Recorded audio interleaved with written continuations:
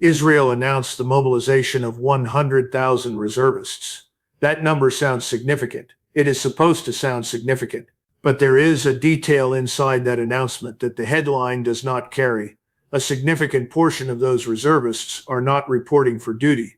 That is not a logistical problem. That is a fracture in the force.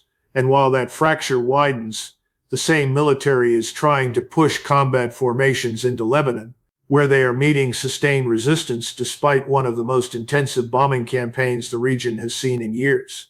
The evidence of success is not there.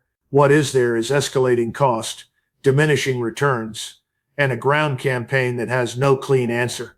That is where this stands on the conventional battlefield. But there is another claim circulating, and it needs to be addressed directly because it is shaping how people interpret everything else.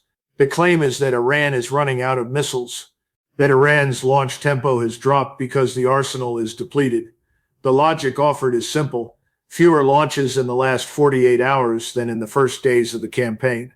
Therefore, Iran is exhausted. Therefore, the end is near. This is not analysis, this is pattern matching without context, and the context matters enormously. When a military reduces its launch rate, there are two possible explanations. The first is depletion. The arsenal is shrinking, the pressure is easing, the adversary is weakening. The second is target exhaustion. The high-value targets have already been struck. The follow-on salvos would yield diminishing returns, so the tempo adjusts. The people advancing the depletion argument are not engaging with the second explanation at all. They are selecting the interpretation that confirms what they want to be true. This pattern has a precedent. It is not a distant one. For months, the same analytical community told the same story about Russian munitions in Ukraine. The Russians are running out. The missiles are depleted. The stockpiles are collapsing. The offensive capacity is spent. None of it held.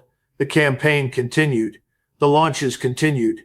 The narrative of Russian depletion became one of the most durable strategic miscalculations of the modern era, repeated with confidence and proven wrong month after month.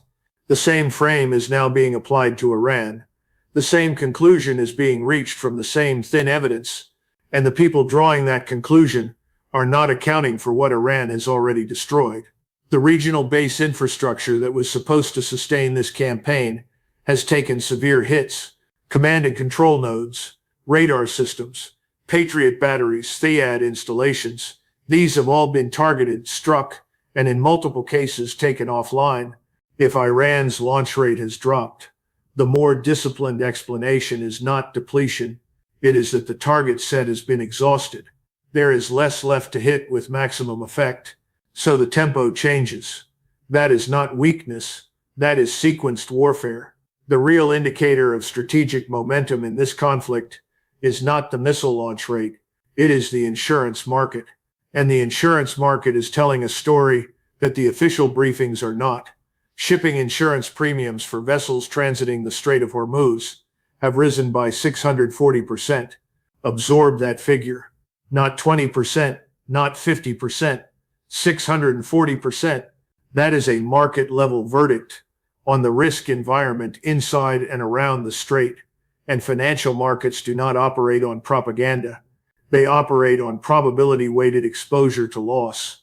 When the premium surges to that level, the market has already made its assessment. The environment is assessed as deeply and persistently dangerous. The risk is not priced as temporary. The operational consequence of that premium is not theoretical.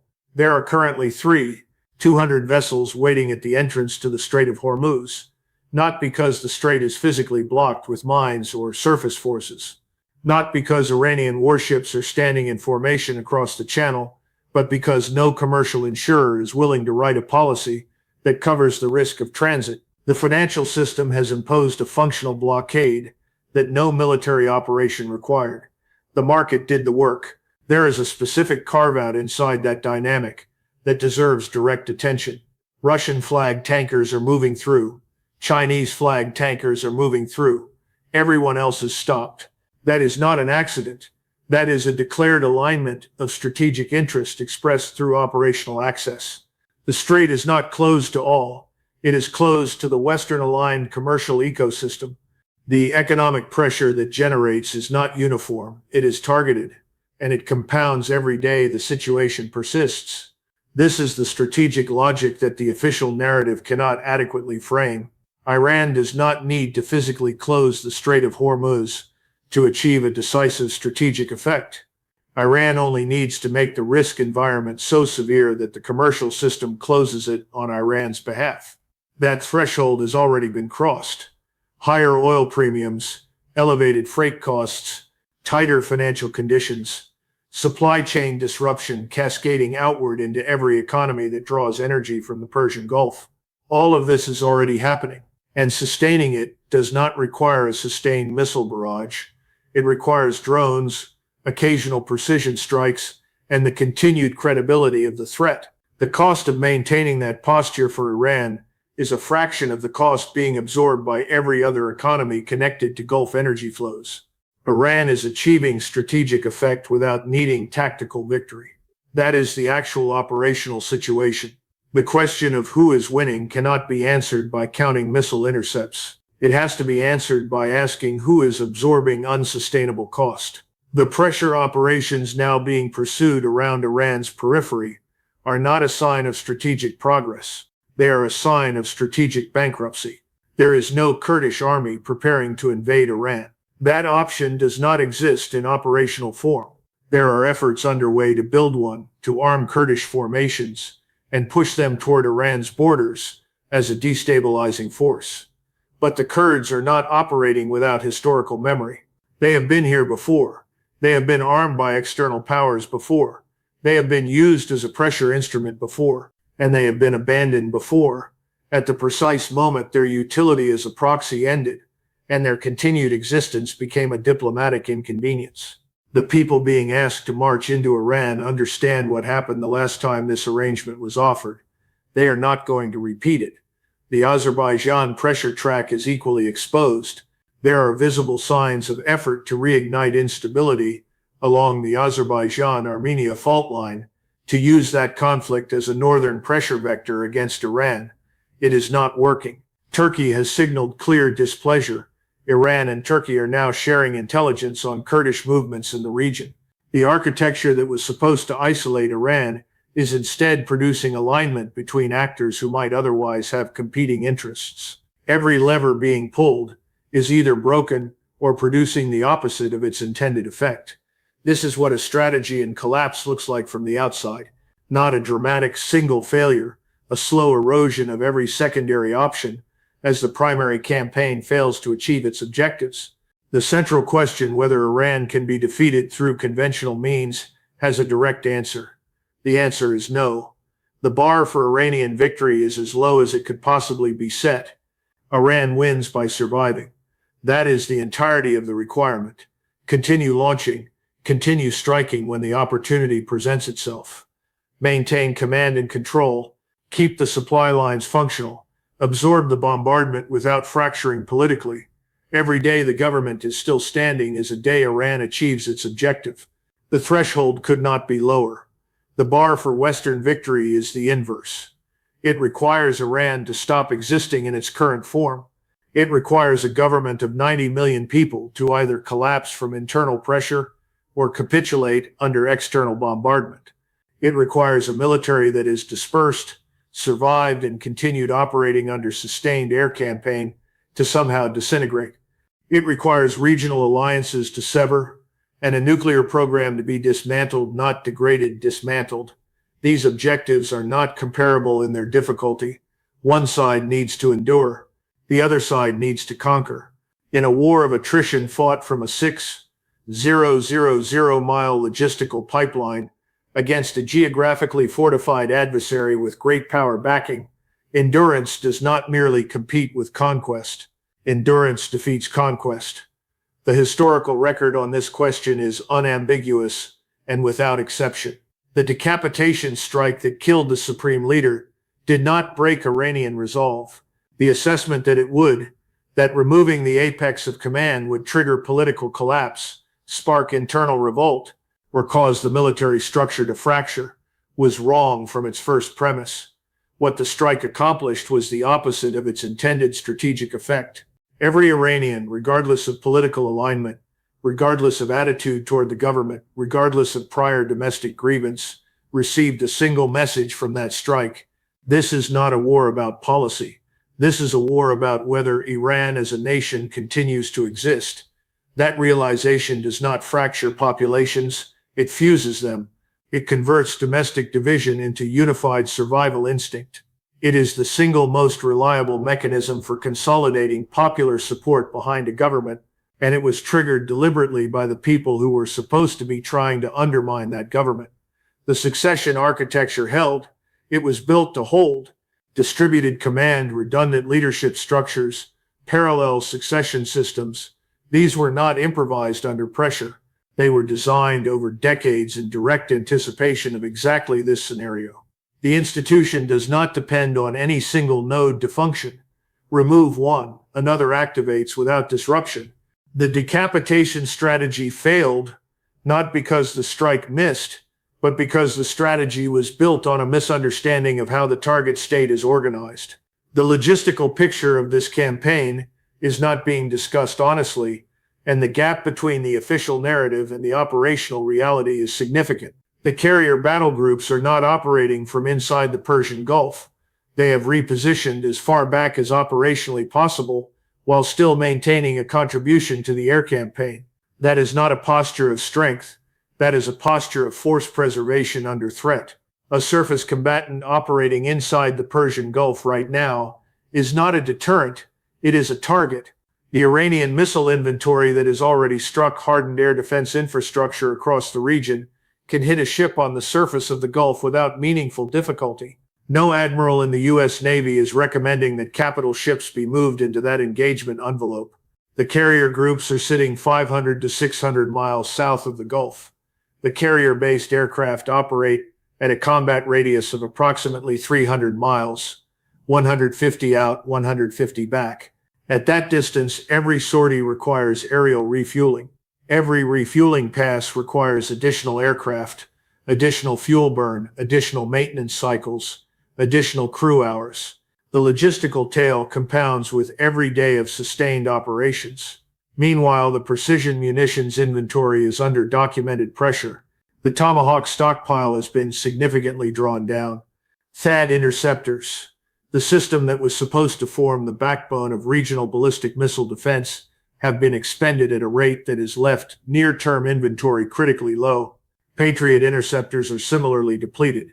The production capacity for these systems was not designed to sustain a high-intensity campaign at this duration. These are not systems that can be replenished in weeks. The lead times are measured in years. The White House summoned the heads of the aerospace industry for a meeting framed publicly as recognition of the defense sector's performance. Read that differently. When a wartime administration calls defense industry executives to the White House 7 months into a campaign that was supposed to conclude in 48 hours, that is not a celebration. That is a supply crisis being managed through a public relations event. The meeting is about how to keep the munitions flowing when the stockpiles are running down. That is the operational reality underneath the headline. The casualty figures being reported publicly do not carry the credibility that official channels would like them to carry. The pattern of American casualty reporting in active combat operations is consistent across every major conflict in living memory. Figures are slow-rolled, released in fragments, revised quietly weeks or months after initial reporting. This is not a conspiracy, it is institutional practice, driven partly by operational security, partly by information management, and partly by the calculation that the actual numbers are higher than public tolerance can absorb in real time. There is no reason to believe this conflict operates differently. What can be confirmed is that at least one guided missile destroyer took a direct hit and sustained a fire on board. The battle damage assessment for that strike is being captured by satellite intelligence in real time. Iranian targeting is not being conducted blindly. The strike sequencing follows a careful pattern. Specific target sets, methodical progression, damage assessment fed back through Chinese satellite reconnaissance. The Iranians know what they have hit. The question is only what Washington chooses to release. And on that question, the historical record does not support confidence. The situation inside Israel is not being shown on Western television. The picture that is not visible from the outside tells a different story than the official narrative sustains. The internal pressure is real and documented. Reserve mobilization has been announced, and reports indicate that significant numbers are not reporting for duty. The combat formations that have been in continuous operation since October 2023 are exhausted, personnel exhausted, equipment degraded, logistical systems under strain. Large numbers of mercenaries have been integrated into the order of battle to compensate for manpower gaps. That practice has been ongoing almost since the beginning of this campaign. It is not a minor adjustment. It is a structural indication of where the force actually stands. Netanyahu's location is not publicly disclosed. He is not making regular public appearances. Questions about his whereabouts are deflected. That is not standard wartime leadership posture. That is the behavior of a command structure that does not feel confident about its security environment. What this campaign has produced between Israel and Iran is a contest of competitive collapse, a race to determine which state fractures internally before the other does. That framing would have been considered extreme at the start of this conflict. It is now the operational reality, and the honest assessment based on population depth, geographic advantage, political cohesion under external attack, reserve capacity, and the state of military readiness on each side points toward Israel as the more structurally fragile of the two contestants. Iran has 90 million people, mountainous terrain, distributed military infrastructure, domestic missile production, and uninterrupted supply lines backed by great power partners. Israel has 9 million people, no strategic depth, exhausted reserves, and a leadership that has consistently overestimated what air power could achieve and underestimated what Iran had actually built over the last 3 decades. The proposal to escort commercial shipping through the Strait of Hormuz using U.S. Navy combatants deserves the response that military professionals have already given it privately, which is none. No admiral in the United States Navy is recommending this. A surface warship inside the Persian Gulf right now is not a deterrent presence. It is a high-value target in a missile-saturated environment. The Iranian strike systems that have already damaged hardened land-based infrastructure can engage surface vessels with high probability of effect. The only reason carrier battle groups are not operating inside the Gulf is because the people commanding them understand that the risk-to-benefit calculus of that deployment does not hold. Sending combatants in would not open the strait. It would result in the loss of expensive vessels and the personnel aboard them, with no operational gain. Beyond the military reality, the commercial reality is identical. No operator is going to sail a cargo vessel into the Persian Gulf escorted by the navy of a country that is actively bombing the country adjacent to the waterway. The insurance market has already priced the absurdity of that proposition. No diplomatic architecture supports it. The proposal exists as a public statement. It has no operational substance behind it. It is a signal without a corresponding capability. The global economic consequences of this campaign were never presented to the nations now absorbing them. That fact alone is a strategic indictment. Japan draws between 72 and 73% of its oil from the Persian Gulf. South Korea draws 65%. India and China each draw approximately 50%, though China holds the buffer of substantial strategic reserves and a functioning pipeline into Siberia that provides alternatives unavailable to the others. Indian industry is taking structural damage in real time. Ceramics, rubber, automotive supply chains, fertilizer production. Every manufacturing sector with petroleum inputs is under compounding cost pressure. Businesses are closing. The damage is not temporary disruption. It is structural dislocation. Not one of these nations was consulted before the strikes began. No systematic risk assessment was presented to aligned governments, explaining what the likely consequences of this campaign would be for their energy security and economic stability. The decision was made inside a narrow circle, on the basis of assumptions that have not survived contact with reality. The Israeli assessment that this would be resolved in 2 to 4 days was accepted without meaningful challenge. The strategic analysis that should have preceded a military campaign of this scale was either not conducted or was set aside. The truth of how this decision was actually made will eventually become public. It always does, When it does, the accounting will be severe. The campaign has now run 7 months. The timelines have moved continuously.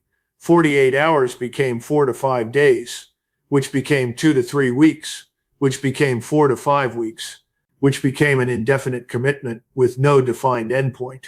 Every previous timeline was wrong.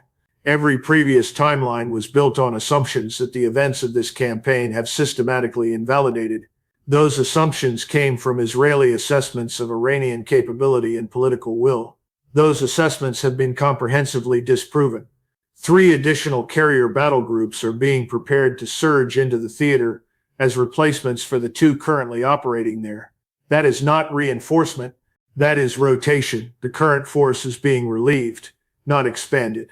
It is a logistical acknowledgement that the tempo of operations is not sustainable at the current manning and equipment levels. Persia has been a continuous civilization for 2,700 years.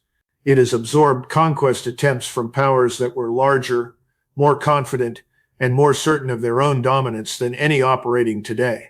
It has outlasted every empire that believed it could be broken from the outside. There is no evidence, operational, historical, or strategic, that the current trajectory produces a different outcome. The most dangerous question now is not whether the air campaign will succeed.